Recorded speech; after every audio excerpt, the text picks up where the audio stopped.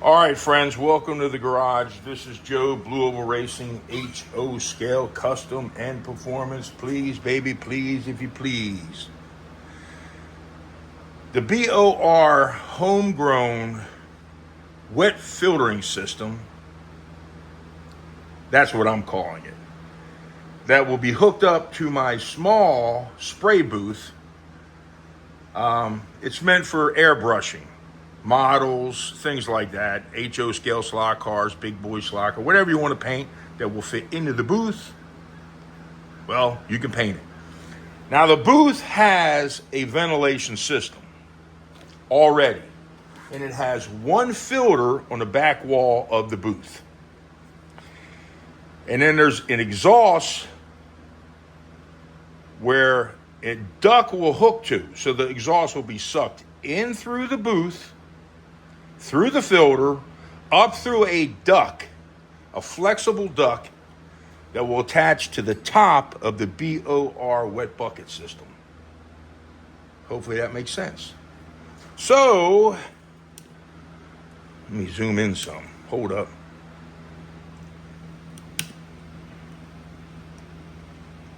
This thing don't work too good. I need a better one. I need a better stand for my camera. Yes, indeed. So, let me go get this.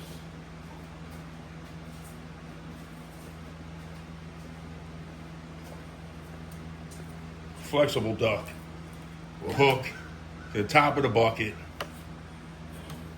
Not this one. I grabbed the wrong one. Gee whiz. Ding dong. All right. This is more likely.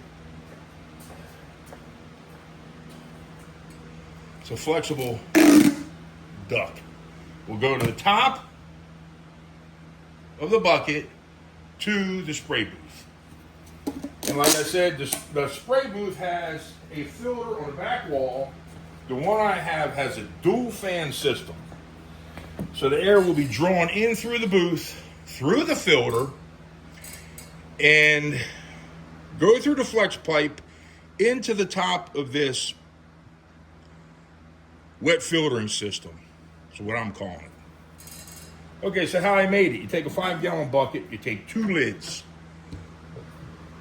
2 lids that have no holes in them, I prefer. This funnel-looking goofy thing came with the spray booth. Some of them just might be round. This one happens to be flattened out, so you could open your window, stick this through the window, close the window down, put some insulation on both sides, and blow the fumes outside of the house. Or if you have a window that slides this way, you'd stick it through the window this way to the outside, close the window, put some insulation where the gap is, and you get the picture. I don't want to blow the polluted air to the outside of the house with any type of possible paint misting in the air as it's exiting the house. So I took 2 lids. You can pretty much see what I did. 2 lids, I stacked them. But first, before stacking them, when this was still not put together, I traced the diameter of the circle on both lids in the center, traced it,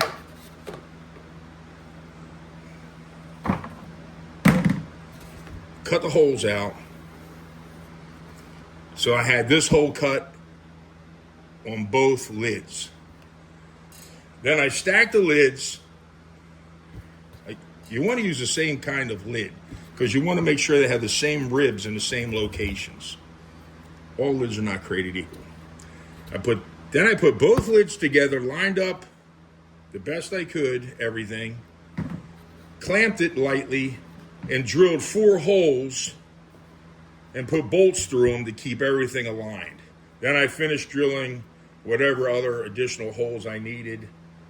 I wanted enough of them to sandwich the lids together. These just only get put on finger tight. They don't have to be tightened down with a wrench. Then I drilled the holes in the lid here where the air would filter out in both lids while they were sandwiched together. Then I took it apart, and you can visualize. I had 2 lids like this with all the holes, all the screw holes, and everything. Then I took this, put it through the bottom, the one lid, and caulked it with some silicone caulking, and I happen to have almond. And that's what I did. You can pretty much get the picture.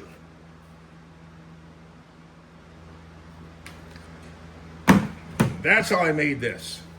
You do not caulk the upper lid because you want to be able to remove the upper lid from the bottom lid to replace your filtering material. You only need 1 piece of filtering material here. I screwed up a piece because then I modified the lid by adding more holes. I figured I didn't have enough for the air to escape. So I just threw that in there on top of the proper size filter. Because originally I only cut 5 holes, 5 of these holes here, these ones. Then I decided I need to add more because of the amount of volume that would be going into the bucket. The same amount of volume of air needed to be able to escape the bucket, at least close to it. So I added more holes. I went from 5 to 8 holes. So instead of throwing out that piece of material I had cut, I just sandwiched that on top of the bottom piece. Or otherwise, I will only end up using 1 piece of filtering material. The filtering material I use, this is meant for aquarium pumps. You buy it on Amazon in bulk, rolls of it. And that's what I did to the bucket. I mean, pretty simple. Some people will use 1 lid and they will cut the holes and they'll just put a piece of filtering material on top of it and either tape it on or just leave it lay on top. Well, my first idea was put it on the bottom. And I thought to myself, you know what? It's better off sandwiching 2 lids together, and you have the top lid to take off and you need to replace the filtering material. Anyway, this is what I came up with. You can YouTube it, and people show you how to make your bucket filtering system. I decided to take it a step further using 2 lids to sandwich the whole unit together. You get the picture. Then, when you're ready to use it, you want to note how far this sticks down into the bucket. You don't want to fill the bucket up to where the water's almost touching this or above it. You don't want to do that. You want a nice gap between where the air comes into the bucket and hits the water before the air bounces back up and goes through the filter system here. So I'll probably just put the water right below the right in here. And then the air will go into the bucket, the polluted air, and I'll be using water-based paint. Will hit the water will catch a high percentage of it. The rest of it will bounce back up, come through the filtering system here on the top, and catch the remainder of it. So hopefully the majority of it will not be coming out of the bucket. And that's it.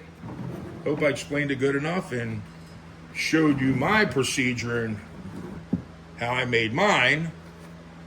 Yes, this is overkill. I don't know if I mentioned this. This is what I had. These are stainless. This is what I had. I used what I had.